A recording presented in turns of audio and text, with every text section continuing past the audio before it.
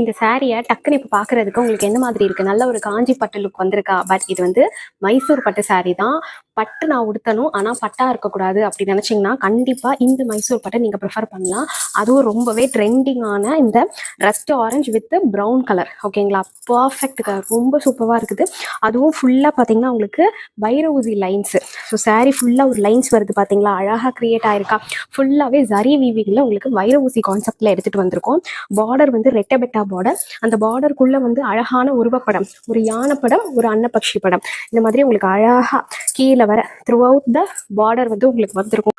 பல்லு சரியா இருக்கும். இங்க பாருங்க, முந்தி எவ்வளோ அழகான ஒரு கலம்காரி பேட்டர்ன்ல கொண்டு வந்திருக்கோம் பாருங்க. நல்லா வந்து மயில் வந்து நல்லா பெருசா 2 மயில் இருக்கிற மாதிரி அவ்வளோ அழகா ஒரு கலம்காரி டைப்ல வந்து முந்தி கொண்டு வந்திருக்கோம்.